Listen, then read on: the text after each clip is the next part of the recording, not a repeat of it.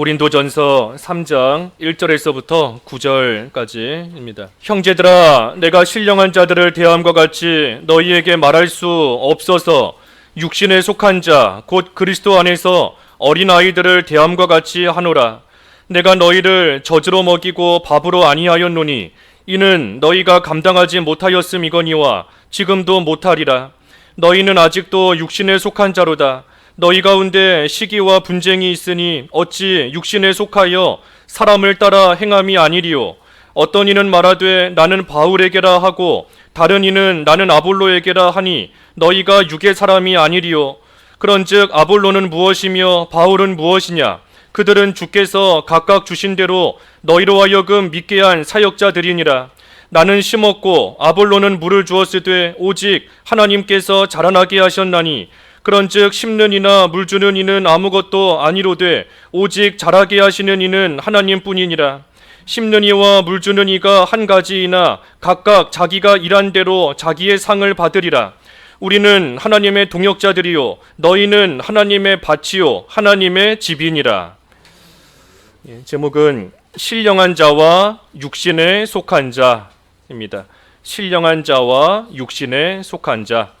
1절의 말씀대로 신령한 자가 있고 또 육신에 속한 자가 있다 그랬는데, 신령한 자와 육신에 속한 자, 이 다 신자입니다. 다 예수님을 믿는 그러한 신자 가운데 신령한 신자도 있고 또 반면에 육신에 속한 그러한 신자도 있다 하는 말씀입니다. 1절 읽어주십시오. 1절. 1절 형제들아, 내가 신령한 자들의 대함과 같이 너희에게 말할 수 없어서 육신에 속한 자 곧 그리스도 안에서 어린아이들의 대함과 같이 하노라. 이 신령한 자가 누군가? 여기 육신에 속한 자를 먼저 보면 육신에 속한 자 곧 그리스도 안에서 어린아이들을 대함과 같이 한다. 그러니 육신에 속한 자는 믿기는 믿지만 어린아이 같은 그러한 신자입니다. 아직 자라나지 못하고 어린아이 같은 그러한 상태에 머물러 있는 그러한 신자가 이 육신에 속한 자이고, 또 그렇다면 반면에 신령한 자는 장성한 자, 자라난 장성한 분량에 이른 좀 성장하고 자라난 그러한 신자가 이 신령한 그러한 자인 겁니다. 그러니 시간이 지나면서 우리의 몸이 자라는 것처럼, 육신이 자라는 것처럼 우리의 영도 자라나야 되고 우리의 믿음도 시간이 가면서 좀 점점 커져야 됩니다. 자라나지 못하면 이 사실 정상이 아닌 겁니다. 어딘가 문제가 있는 거예요. 우리가 어린아이가 갓난아기가 태어났는데 태어난 지 한참이 됐는데 5살, 6살, 10살 됐는데도 여전히 기어다니고 있다.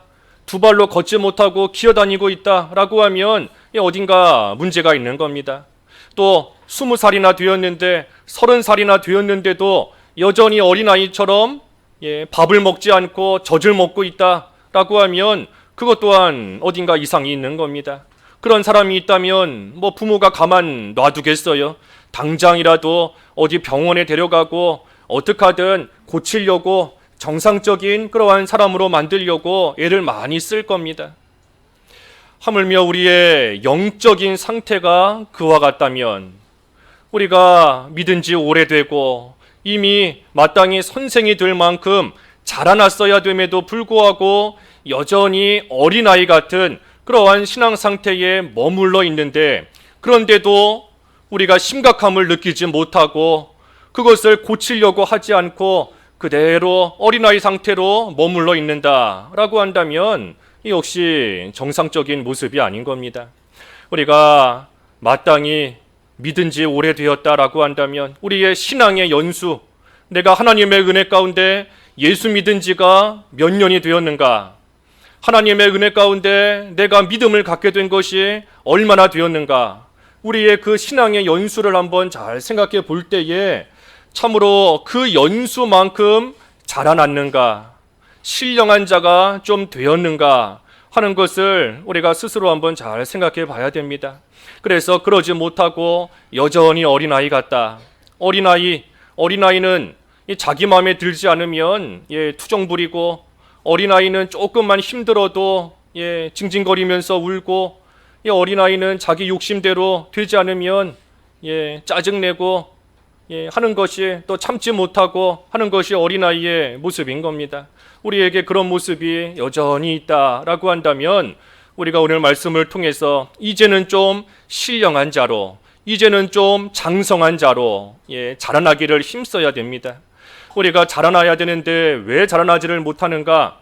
육신적으로도 몸이 어딘가 정상이 아니고 병이 있으면 바르게 자라지 못하는 것처럼 우리에게도 영적인 병, 온전히 자라나지 못하게 만드는 그러한 영적인 병이 우리에게 있기 때문에 우리가 오랜 시간이 지나도 자라나지를 못하는 겁니다.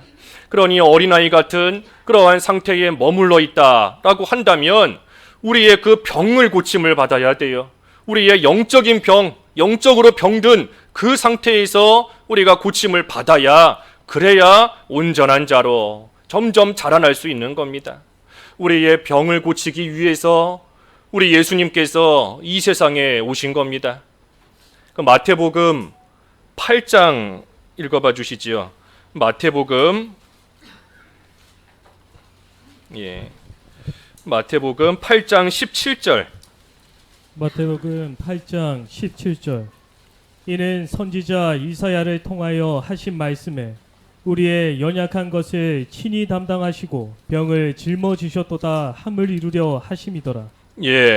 우리 예수님께서 이 세상에 연약한 것을 친히 담당하시고 병을 짊어지시기 위해서 이 세상에 오실 것이다 하는 것이 이미 구약시대에 예언되어 있었고, 그 예언된 말씀대로 우리 예수님께서 때가 참에 실제 이 세상에 오셔서 우리의 연약함을 다 친히 담당하시고 우리의 병을 친히 짊어지셨기 때문에 우리로 하여금 영적으로 죽을 수밖에 없는 그러한 죄의 병에서부터 우리를 깨끗하게 고쳐주셨고, 우리의 연약함으로 인하여 악한 마귀에게 질 수밖에 없었던 그러한 우리이지만 우리 예수님께서 우리의 연약함을 친히 다 담당해 주셨으므로 우리가 이제는 마귀와 싸워서, 죄와 싸워서 이길 수 있는 그러한 자로 우리를 삼아 주셨다는 겁니다. 그러니 우리가 우리의 육신의 그러한 어려움뿐 아니라 특별히 우리의 영적인 병을 가지고 우리를 고치시기 위해 이 세상에 오신 예수님께, 우리의 연약함을 친히 담당하시려고 이 세상에 오신 예수님께 우리의 영적인 병을 가지고 나아가면 우리 예수님께서 고쳐주시는 겁니다. 그것을 상징적으로 보여주시는 것이 예수님께서 이 세상에 오셔서 수많은 병자들을 고쳐주셨던 그러한 사건들인 겁니다. 예수님께서 그저 중풍병자 고치시려고 세상에 오신 것이 아니고, 소경의 눈 뜨게 하시려고 오신 게 아니고, 38년 된 병자 고치시려고 그 목적으로 세상에 오신 것이 아니라 그와 같은 병자들을 고치심으로써 우리의 영적인 병을 고쳐주시고 우리의 영적인 병에서부터 낫게 하신다 하는 것을 우리에게 가르쳐 주시기 위해 우리 예수님께서 그러한 이적을 행하신 겁니다. 그러니 우리도 중풍병자와 같이, 소경과 같이, 참으로 걷지 못하는 그러한 자와 같이 참으로 우리도 부르짖는 심정으로 예수여 나를 긍휼히 여기소서, 나를 고쳐주시옵소서 하는 심정으로 우리가 예수님께 나아갈 때에 예수님께서 우리의 모든 영적인 병을 고쳐주시는 것이고, 그리고 그때에 우리가 이제는 온전한 자로 자라나는 그러한 생활 해나갈 수 있는 겁니다. 그러니 우리가 예수님께 나아가야 돼요. 언제까지 어린아이 같은 이러한 신앙 상태에 머물러 있겠는가? 나의 연약함을 담당하시고 나의 병을 고쳐주시기 위해 우리 예수님께서 이 세상에 오셨는데, 그 예수님께 나의 연약함을 가지고 나아가는 겁니다. 내가 이렇게 연약합니다. 내가 믿은 지가 오래되었지만 여전히 내 믿음이 이거밖에 되지 않습니다. 내가 이제는 좀 일어나서 자리를 들고 걸어가는 38년 된 병자와 같이 이제는 되지 못한 곳에서 일어나 우리 주님을 향하여 걸어가는 생활 하고 싶은데, 그런데 일어나지를 못하고 여전히 이렇게 앉아서 참으로 병자 생활 하고 있습니다. 우리의 그 연약함과 우리의 병을 다 가지고 예수님 앞에 나아가는 겁니다. 예수님께서 나의 이 병 고쳐주시기 위해 이 세상에 오신 것을 믿고 예수님께서 나의 이 연약함을 친히 담당하셔서 나로 하여금 강건한 자가 되어 하나님을 향하여 나아갈 수 있는 자로 삼으시기 위해 이 세상에 오셨다는 것을 확신하고 그 믿음을 가지고 우리 예수님께 나아가면 우리 예수님께서 우리의 영적인 병 고쳐주시려고 세상에 오셨는데 우리의 연약함을 담당하시려고 이 세상에 오셨는데 우리 예수님께서 왜 안 고쳐주시겠어요? 왜 우리의 연약함을 채울하지 않으시고 우리의 연약함을 왜 고쳐주시지 않겠습니까? 그러니 우리가 자라나지 못하는 우리의 그 모습을 가지고 우리 예수님께로 나아가서 참으로 우리의 연약함을 다 꺼내놓고 우리의 병든 모습을 다 고백하고 우리 예수님께서 고쳐주시기 위해 오셨으니 나의 이 되지 못한 것을 고쳐주시옵소서 하고 나아가면 우리 예수님께서 분명히 고쳐주신다는 겁니다. 그리고 이제는 자라날 수 있게끔 그 병에서 고침받았으니 이제는 자라나게 되는 겁니다. 또 우리가 영적인 병에서 고침을 받기 위해서는 예수님께 나아갈 뿐 아니라 우리가 당하는 시험과 연단을 잘 통과해야 됩니다. 시험과 연단을 잘 통과하면 그만큼 우리가 자라날 수 있어요. 다니엘이 바벨론 끌려갔을 때 열흘 시험, 10일 시험인 겁니다. 열흘 시험을 잘 승리하며 통과했고 또 3년 동안 채소를 먹으면서 연단을 잘 받았기 때문에 마침내는 자라난 것이고 그때의 그 갈대아의 박사들보다 10배는 더 나았다. 10배는 더 나은 자로서 온전한 모습으로 하나님께서 잘 자라나게 하신 겁니다. 우리가 시험이 올 때에 또 하나님께서 우리를 연단하실 때에 그것을 잘 참고 견디면서 믿음으로 통과하면 그만큼 자라나는 겁니다. 특별히 이 시험을 통해서 하나님께서 내 속에 있는 것을 다 드러내게 하시는 겁니다. 나의 연약함, 평소에는 몰라요. 시험이 없을 때에는 나의 연약함을 나도 모르지만 막상 시험을 당하고 나면 하나님께서 우리를 연단시키시는 그러한 과정 가운데 딱 들어가게 되면 내 속에 있는 것이 나도 몰랐던 것이 나오게 되는 겁니다. 다윗이 평소에는 하나님 잘 섬기고 있었지만 그 밧세바가 목욕하는 모습을 딱 봤을 때 자기 속에 음란한 마음이 있구나 하는 것이 다 드러난 겁니다. 평소에는 몰랐지만 그러한 모습을 딱 볼 때에 속에 있는 되지 못한 음란한 그러한 생각과 마음이 다 겉으로 드러나게 되는 겁니다. 요나가 하나님을 위해서 하나님의 일에 충성한다 하고 나아갔지만 하나님께서 니느웨로 가라 하시니 그 속에 자기를 위하는 생각이 있었던 것이 다 드러나는 겁니다. 평소에는 하나님께 충성하고 하나님의 일에 열심을 내고 나아갔지만 가기 싫은 니느웨로 하나님께서 가라 하시니 그때서야 자기 속에 있었던 하나님을 위하는 것보다 나를 위하는 그러한 마음이 그 시험의 때에 다 겉으로 드러나게 되는 겁니다. 누가 와서 상처 주고 누가 와서 힘들게 하고 고통스럽게 하는 그때에 참으로 나도 몰랐던 내 속에 남을 미워하는 그러한 마음이 있었구나 하는 것이 다 나오는 겁니다. 멸시천대를 받아봐야 그래야 내 속에 예수님을 닮은 그러한 모습이 좀 있는가 아니면 예수님을 닮은 모습이 내 속에 있지를 않는가 하는 것이 참 예수님처럼 멸시당하고 예수님처럼 천대당하고 고난당하는 그러한 때에 그 모든 것이 다 드러나게 되어 있는 겁니다. 그러니 시험을 통해서 우리 속에 있는 것이 다 나타나게 되어 있어요. 하지만 중요한 것은 그 이후입니다. 내 속에 있는 것을 하나님께서 시험을 통해 다 드러나게 하신 그 다음부터가 중요한 겁니다.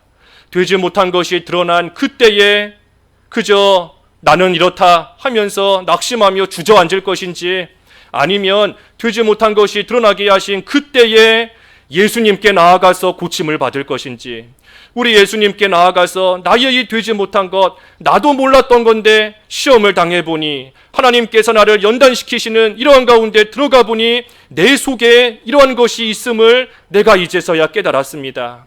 내가 평안할 때에는 믿는 생활 잘하는 것 같았고, 하나님만 사랑하고 하나님만 의지하고 하나님의 일에 충성하며 나아가는 것 같았는데, 이러한 시험을 당해보니 내 속에 나도 몰랐던 하나님보다 나를 더 위하고, 하나님 사랑하는 것보다 육신의 쾌락을 더 사랑하고, 하나님의 영광보다 나의 명예, 자존심을 더 귀하게 여기는 이러한 연약함이 내 속에 있었습니다. 그것을 가지고 예수님께 나아가는 겁니다. 내가 이렇게 약합니다. 강한 줄 알았더니 내가 이렇게 연약합니다. 나의 연약함을 담당하시기 위해 이 세상에 오신 예수님, 나의 이 연약함을 주님 앞에 다 고백하고 꺼내놓으니 우리 예수님께서 나를 다시금 고쳐주시고 다시금 일으켜 세워주시고 나의 눈을 다시금 뜨게 하여 주셔서 다시금 우리 주님만 바라보며 우리 주님을 향하여 힘있게 걸어가는 그러한 자로, 신령한 자로 다시금 나를 회복시켜 주시옵소서 하는 믿음을 가지고 주님 앞에 나아가면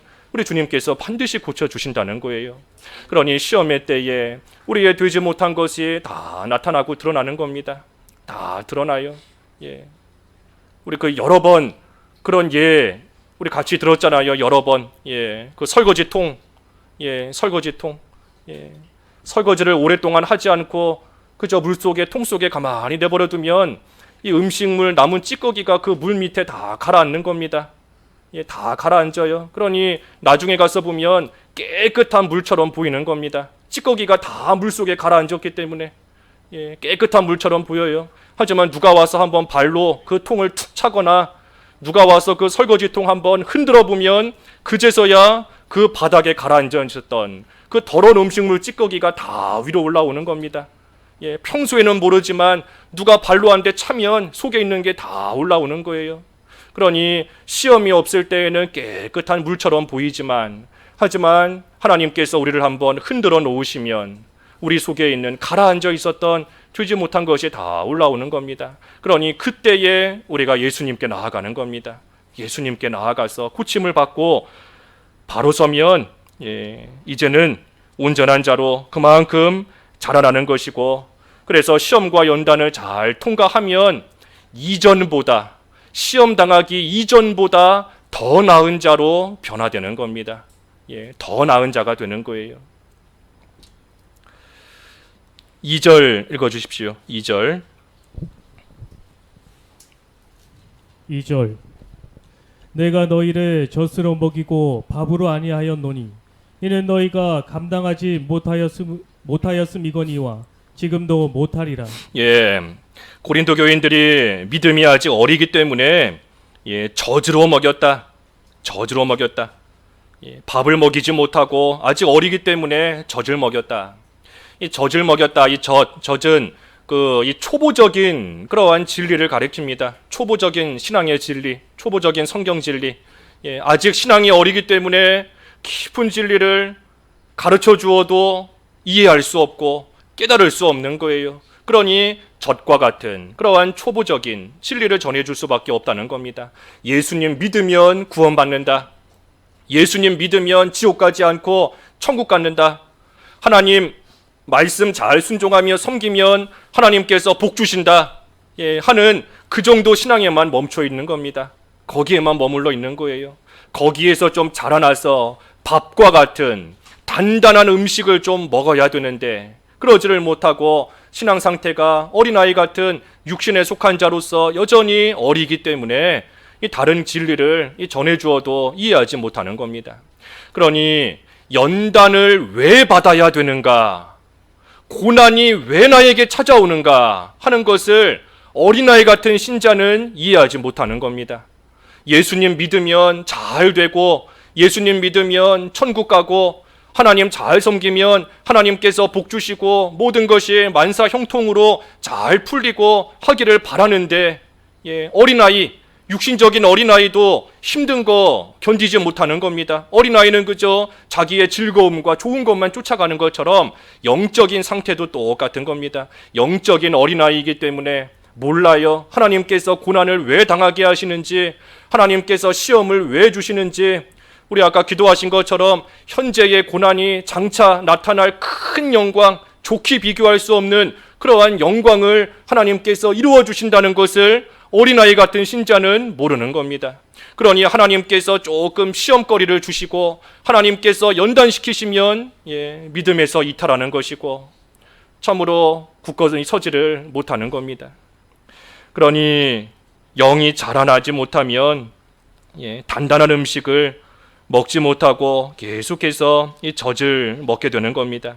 반면에 자라나면 점점 자라나면 밥을 먹고 단단한 음식을 먹는 것처럼 영적으로 우리가 점점 자라나고 점점 신령한 자가 되면 영의 것을, 영적인 것을, 하나님이 해나가시는 모든 것을 온전히 알 수 있는, 온전히 이해하는 그러한 자로 점점 또한 자라나게 되는 겁니다. 이 자라난 성도, 다시 말해 신령한 자가 먹는 그러한 진리를 가리켜서 밥이다, 단단한 음식인 겁니다. 히브리서에 보면 단단한 음식이에요. 단단한 음식. 왜 신령한 자가 먹는 그러한 진리를 단단한 음식이라고 했는가? 몇 가지 이유가 있는 겁니다. 먼저는 이 단단한 음식은 그 발견하기가 힘들기 때문입니다. 발견하기가 힘들어요. 어린아이가 젖 먹는 것은 그저 가만히 있어도 엄마가 때를 따라서 알아서 젖을 먹여줍니다. 어린아이가 밖에 나가서 젖을 찾는 그러한 수고와 고생을 할 필요나 이유가 없어요. 하지만 젖이 아닌 밥을 먹는다, 단단한 음식을 먹는다 할 때에는 나가서 그 먹을 음식을 찾아야 되는 그러한 수고와 고생을 해야 되는 겁니다. 밭에 가서 캐내는 수고를 해야 되고 나무에 올라가서 열매를 따는 것 같은 그러한 수고와 고생을 해야 그래야 먹을 수 있는 겁니다.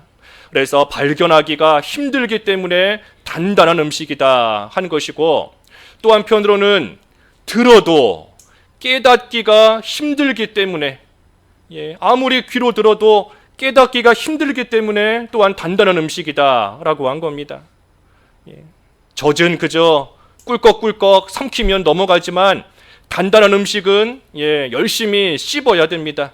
열심히 씹고 삼켜서 소화시켜야 되고, 그러니 그만큼 힘든 겁니다. 진리도 마찬가지예요. 장성한 자가 이해할 수 있는 진리가 왜 단단한 음식인가?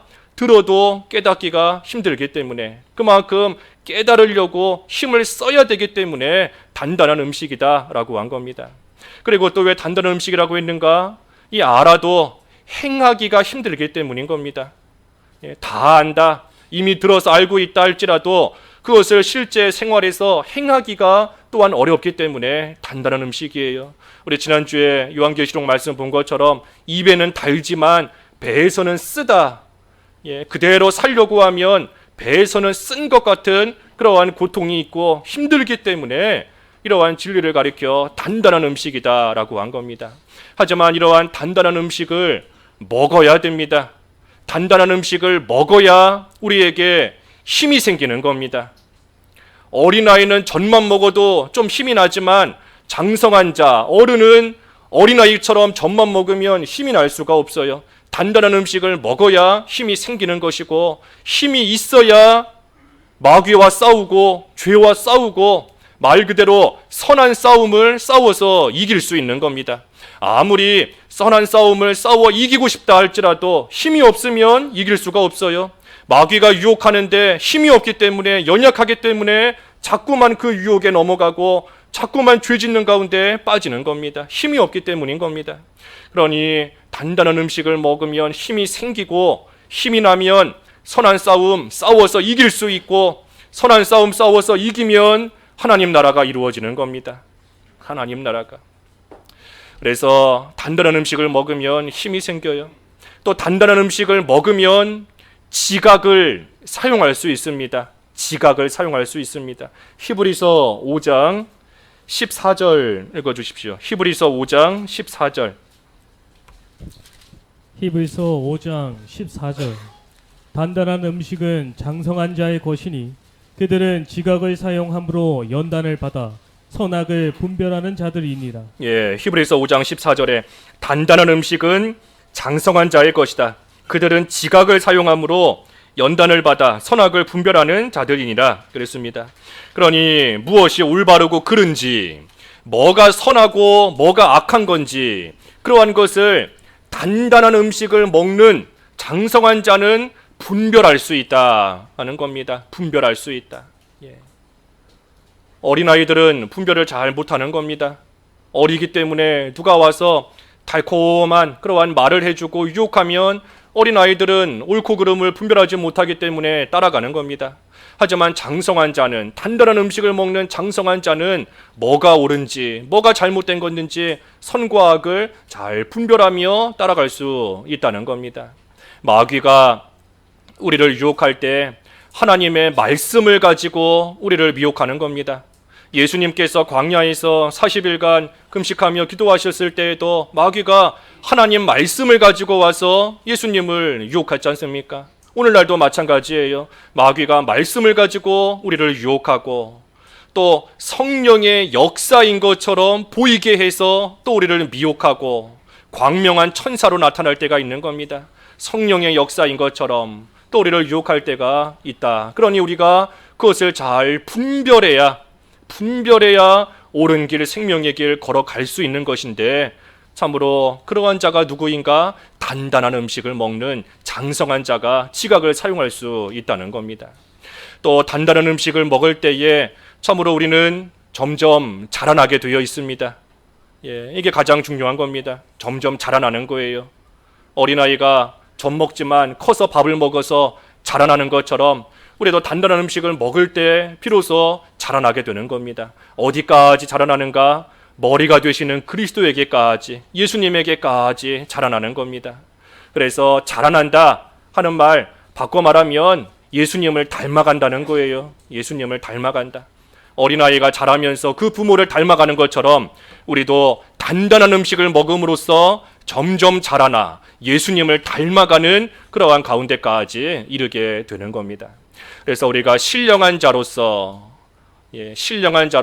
단단한 음식을 먹는 것이 참으로 힘들 때가 있지만, 하지만 그 음식을 잘 먹고 나아갈 때 우리가 점점 자라날 뿐만 아니라 지각을 사용하고 또한 힘 있는 자로서 모든 것을 이기고 승리하는 그러한 자가 될 수 있는 겁니다.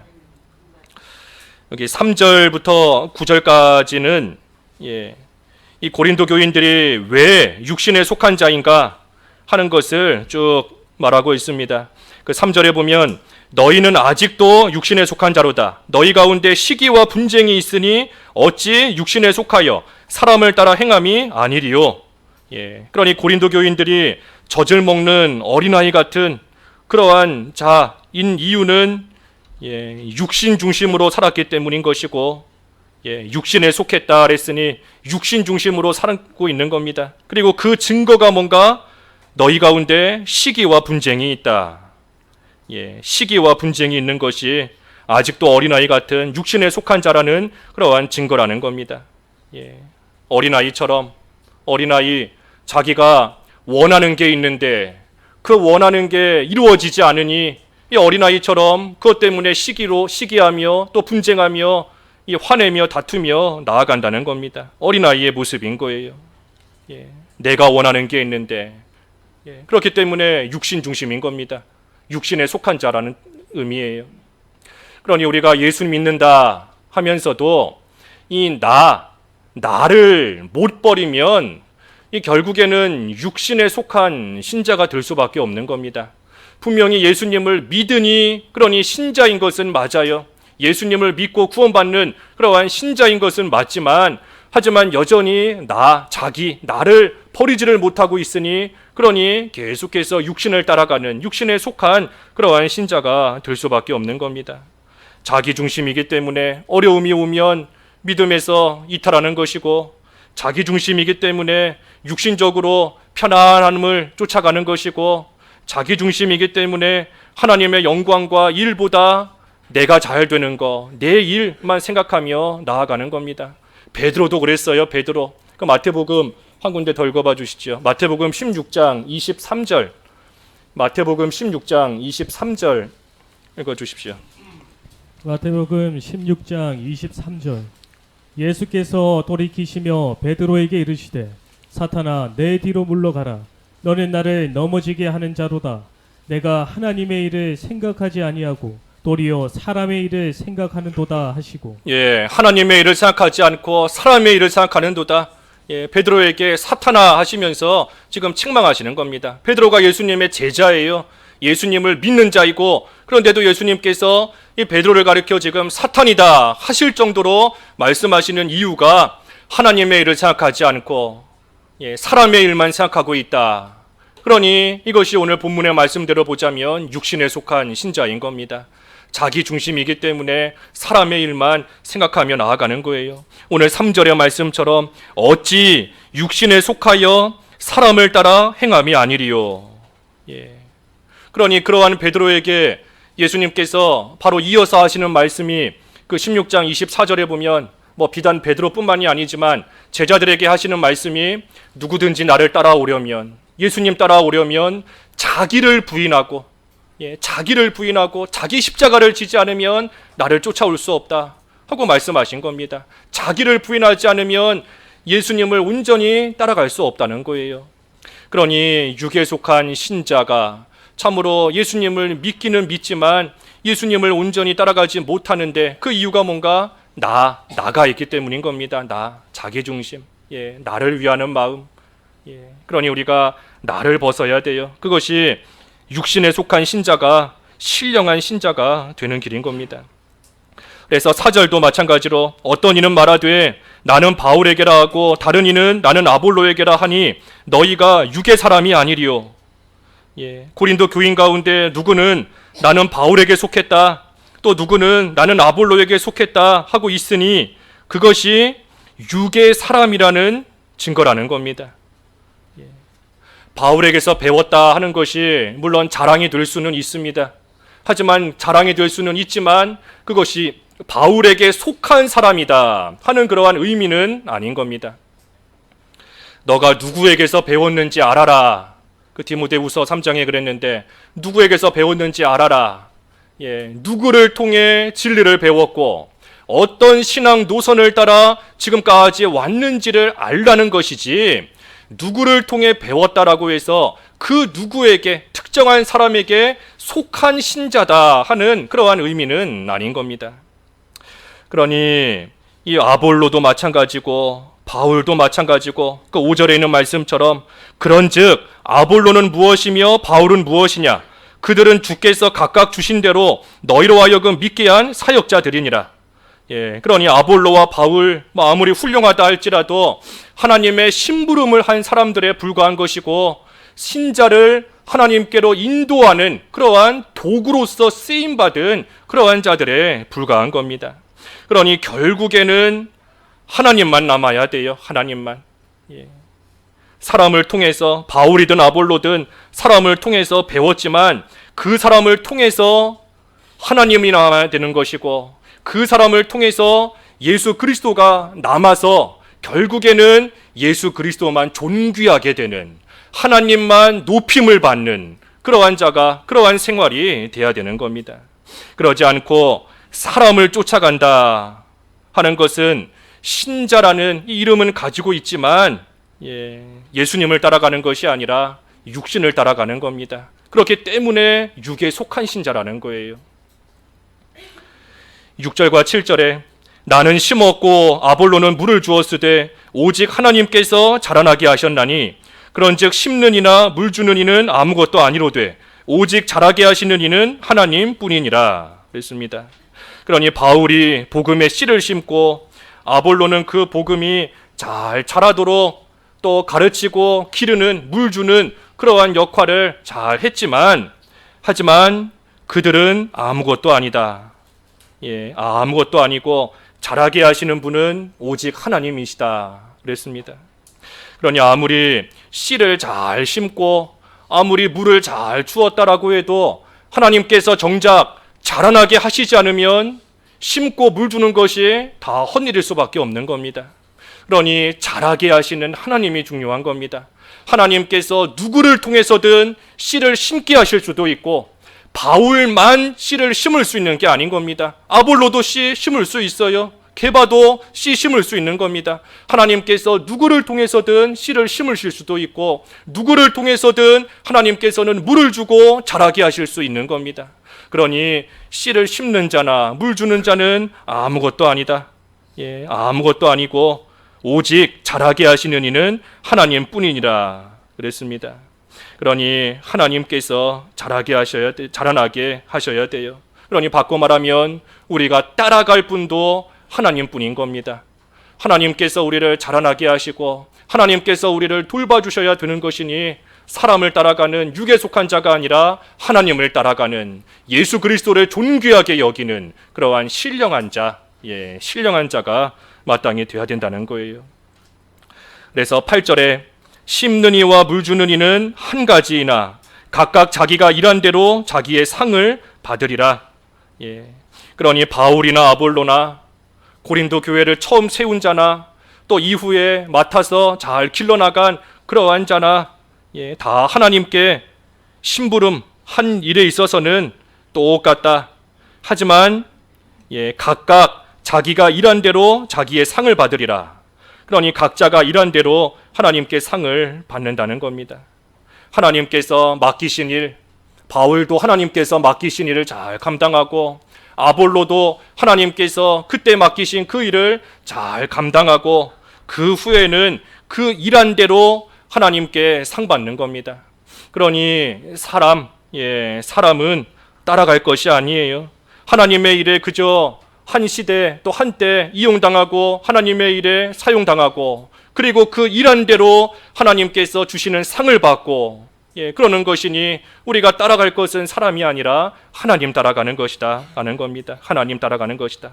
그런데도 지금 고린도 교회가 하나님을 따라가지는 않고 나는 바울에게 속했다, 나는 아볼로에게 속했다 그러고 있으니 그러면서 시기하고 분쟁하고 있으니 그러니 어찌 육신에 속한 자가 아닌가 하며 바울이 지금 책망하는 겁니다. 그래서 마지막 9절에 우리는 하나님의 동역자들이요 너희는 하나님의 밭이요 하나님의 집이니라. 그러니 교역자는 하나님의 동역자이고 교인들은 하나님의 밭이고 하나님의 집이다 그랬습니다. 밭에서 그저 농사가 잘 되고 또 집이 잘 세워져 나아가는 거 그게 중요한 겁니다. 그게 중요한 거예요. 아무리 씨를 잘 심었어도 돌보는 자가 없어서 그 씨가 죽어버린다라고 하면 아무리 잘 돌본다 한들 또는 뭐 잘 돌봐도 살아나지 못한다라고 하면 아무리 애써서 돌본다 한들 소용없는 겁니다. 또 아무리 물을 잘 주고 잘 길렀어도 자라나지 못한다라고 하면 역시 그 돌본 것이 다 결국은 헛된 것이 되는 겁니다. 소용이 없는 거예요. 그러니 교인의 입장에서는 하나님의 밭으로서 누가 씨를 심든 누가 물을 주든 그저 자라게 하시는 하나님 바라보고 의지하면서 하나님의 밭으로서 잘 자라나면 되는 것이고 또한 하나님의 집으로서 누가 와서 지붕을 세우고 누가 와서 벽을 세우든 그게 중요한 것이 아니라 하나님의 집으로서 하나님 보시기에 합당한 집으로 잘 만들어져 나아가는 그러한 생활이 되면 되는 것이고 그것이 중요한 겁니다. 그런데 고린도 교회가 이것을 지금 잘 못하고 있습니다. 그러니 바울이 책망하면서 언제까지 젖만 먹는 어린아이 같이 육신에 속한 채로 살아가겠는가? 이제는 어린아이 같이 젖 먹는 육신에 속한 자로 살지 말고 그 자라나지 못하게 만드는 그러한 모든 영적인 병에서 고침을 받으라. 고침받는 방법은 우리 예수님께 나오는 것이다 그랬습니다. 우리 예수님께서 우리의 연약함과 우리의 병을 다 고치시러 이 세상에 오신 것을 믿고 우리 예수님께 우리의 연약함을 다 가지고 나아가 고백하면 우리 예수님이 고쳐주신다. 그래서 우리 예수님께 나오고 그리고 시험과 연단을 잘 참고 믿음으로 잘 통과하면 또한 자라날 수 있다 그랬습니다. 그래서 이제는 장성한 자, 이제는 신령한 자로 잘 자라나서 참으로 사람 바라보는 것이 아니라 하나님 바라보면서 하나님께서 주시는 단단한 음식을 잘 먹으면 그러면 힘이 생기고 지각을 사용할 수 있고 그리고 마침내는 우리 예수님을 닮아가는 그러한 생활 잘 해나갈 수 있는 겁니다. 그래서 우리도 어린아이 같은 육신에 속한 자에서 이제는 좀 나와서 참으로 예수님 닮아가는 신령한 자, 신령한 자에 이를 수 있도록 참으로 힘쓰며 예수님께 나아가는 그러한 저희들의 삶이 되어야 되겠습니다. 말씀 생각하시면서 잠깐 기도하시지요. 각자 좀 소리내서 기도하겠습니다. 기도하겠습니다. 하나님 아버지, 어린아이 같이 젖먹는 어린아이 같은 육에 속한 신자의 자리에서 나와 이제는 단단한 음식을 먹는 장성한 분량에 이르는 신령한 신자로 살아갈 수 있기를 원하옵나이다. 어린아이같이 자라나지 못하게 만드는 육신의 모든 또 영적인 모든 병을 가지고 우리 예수님께 나아올 때에 우리 예수님께서 그 모든 연약함을 담당하시고 우리의 병을 고쳐주신다 하셨사오니 우리 예수님으로 말미암아 영적인 병에서 고침을 받고 온전한 자로 잘 자라나는 저희들 되게 하여 주시옵시고, 또한 시험과 연단을 잘 참고 견디며 믿음으로 통과할 때에 그만큼 자라난다 하셨사오니 하나님께서 주시는 모든 환경 속에서 우리 하나님을 바라보며 자라게 하시는 하나님을 바라보며 믿음으로 나아갈 때에 우리 하나님께 인정받고 칭찬을 받는 신령한 자로 자라날 수 있도록 도와주시옵소서.